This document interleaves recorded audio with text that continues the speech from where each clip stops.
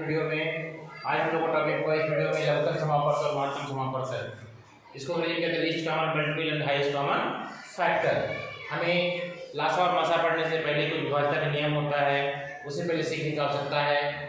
इस वीडियो में इस लेक्चर में हम लोग लासा मासा ना पढ़ करके टॉपिक तुम्हारा वही होगा, लेकिन उसके पहले जो जरूरत की चीज़ें हैं, बेसिक चीज़ें, उसको हम सीखेंगे। हमारा पहले इसमें टॉपिक रहेगा डिविजिबिलिटी रूल सीखना है हमें, 2 का, 3 का, 4 का, 5, 6, 8, 12 और 15 का। हम बिना भाग के पता लगाएंगे कोई संख्या 2 से कैसे विभाज्य है कि नहीं, 3 से भाज्य है कि नहीं, बिना भाग के पता लगा देंगे कैसे होगा। तो सबसे पहले हम लोग बात करते हैं 2 से विभाज्यता का नियम। हमने लिखा है यहाँ पे डिविजिबिलिटी रूल ऑफ 2। बिना भाग के हम कैसे पता लगाएंगे कि कोई संख्या हमारी 2 से भाज्य है कि नहीं।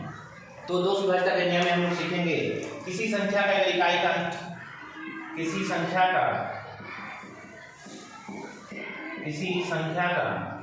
इकाई का अंक, हमें 2 से विभाज्यता के नियम में सिर्फ उसका इकाई का अंक देखना होगा।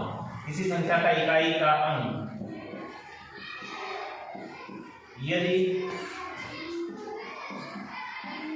0, 2, 4, 6 या 8 इनमें से कोई हो,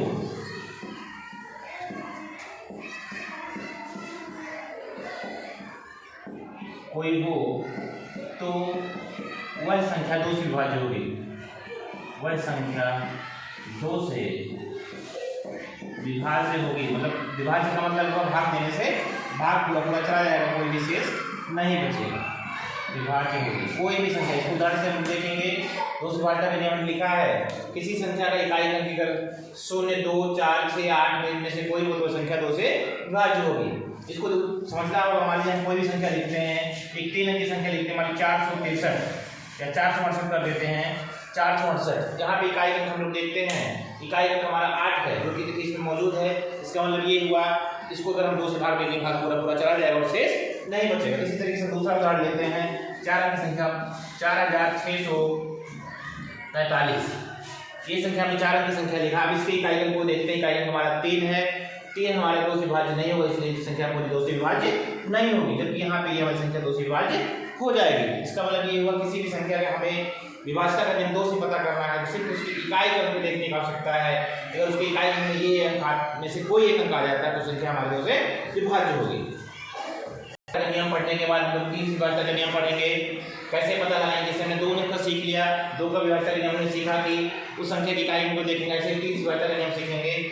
इसमें हम लोग देखेंगे संख्या की जो संख्या हमारी बनी है, हम जानते हैं जो संख्याएं होती हैं वो अंकों से बनती हैं। संख्या के अंकों का योग कर लेंगे, संख्या के अंकों का योग करेंगे, और ये योग यदि 3 से विभाज्य होगा,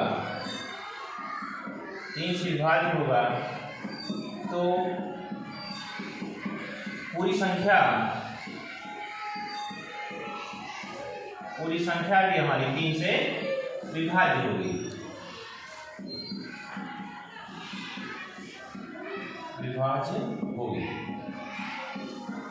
अब इसको उदाहरण से समझते हैं। कोई एग्जाम्पल लेते हैं। जैसे हमने मान लीजिए ले लिया, उदाहरण लिया, हमने मान लिया 465।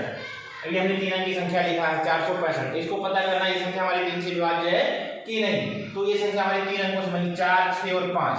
तो इसके अंकों को जोड़ लेना है। हम जोड़ेंगे 4, 6, 5। 4 में 6 जोड़े 10 हुआ, 10 में 5 जोड़े 15 होगा। अब इस 15 को हम 3 से भाग दे देते हैं, तो 15 को हम अगर 3 से भाग दे देते, 3 का पारा पड़ता 3 बचे 15, भाग हमारा पूरा चला गया। इसका मतलब ये हुआ ये संख्या हमारी 3 से पूरी विभाज्य होगी। इस तरीके से 4 अंक की संख्या लेते हैं, 6405, कुछ भी ले सकते हैं लोग। अब इसको अगर हमें पता करना हो ये संख्या हमारी 3 से विभाज्य है कि नहीं, तो इसके अंकों को जोड़ लीजिए। 6 धन 4 धन 6 धन 2। 6 में 4 जोड़े 10 हुआ, 10 में 6 जोड़े 16 हुआ, 16 में 2 जोड़े 18 हुआ। अब हम यहाँ देख रहे हैं कि 18 हमारे 3 से विभाज्य है, तो ये पूरी संख्या हमारी क्या होगी? 3 से विभाज्य होगी। इसी तरीके से डिविजिबिलिटी रूल ऑफ 4 का नियम देखेंगे। कोई संख्या हमारी 4 से कैसे विभाज्य होगी?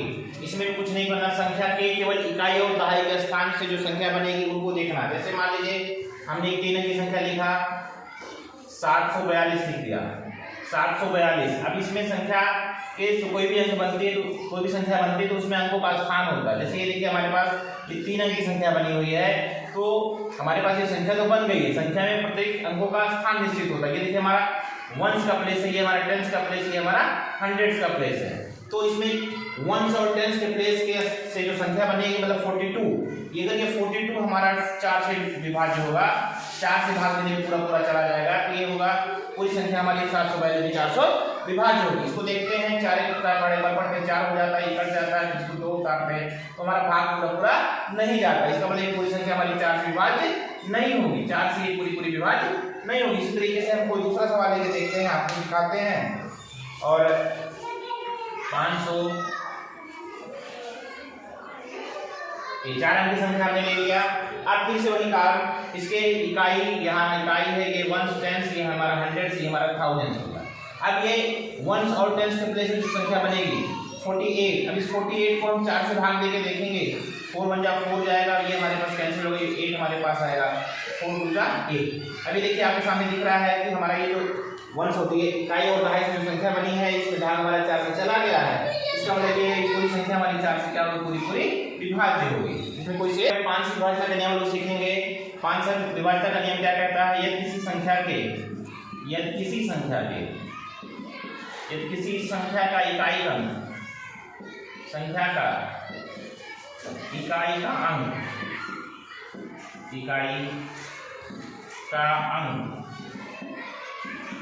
0 हो या 5 हो, इनमें से कोई हो, 0 या 5 में से कोई भी अंक आ जाएगा तो संख्या हमारी 5 से विभाज्य होगी। 5 हो तो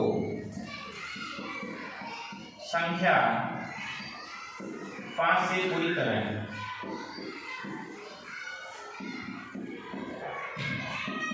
विभाज्य होगी। इसको भी उदाहरण से देखते हैं हम लोग। कोई हमारे पास संख्या हम लिखते देखिए 640, तो इसके इकाई अंक पे वंस के प्लेस में हमारे पास 0 है, तो ये संख्या हमारे पास देखिए 5 से विभाज्य होगी, संख्या हमारे 5 से पूरी पूरी विभाज्य हो जाएगी। ऐसे ही 4 अंक की कोई संख्या लेते हैं। अब यहाँ देखिए इकाई अंक पे हमारे पास 4 है, हमने कहा कि इकाई अंक पे 0 या 5 आए तो संख्या हमारे 5 से पूरी पूरी विभाज्य होगी। यहाँ पे इकाई अंक 4, इसका मतलब संख्या 5 से हमारी विभाज्य नहीं होगी।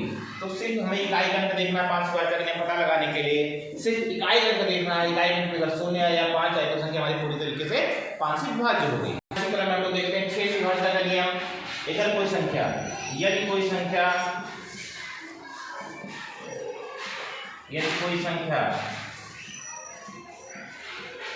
2 और 3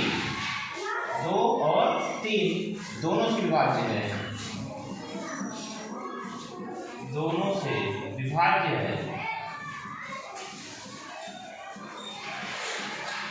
तो दी गई संख्या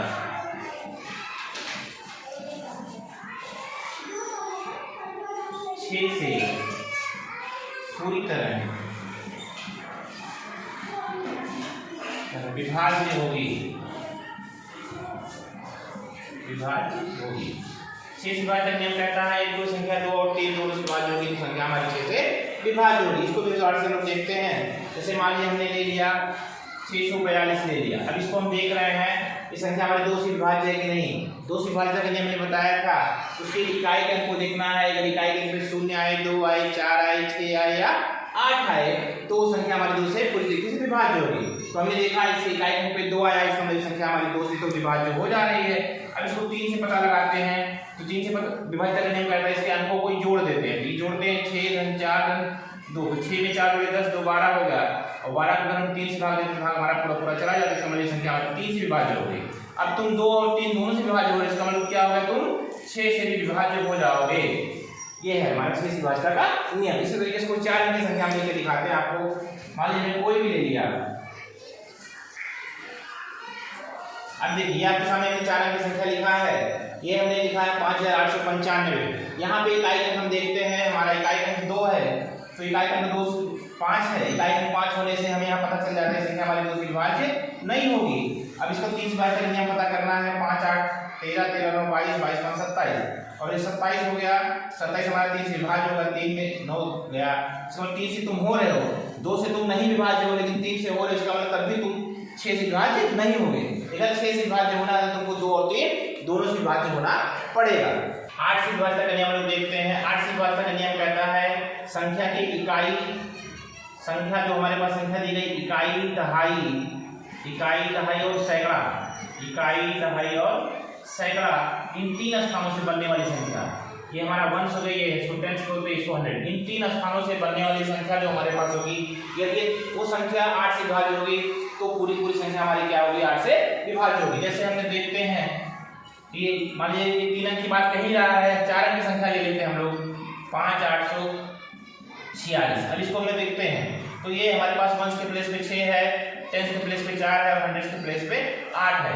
अब इस वंश, टेंस और हंड्रेड्स के प्लेस से बनने वाली संख्या हमारे पास होगी 846।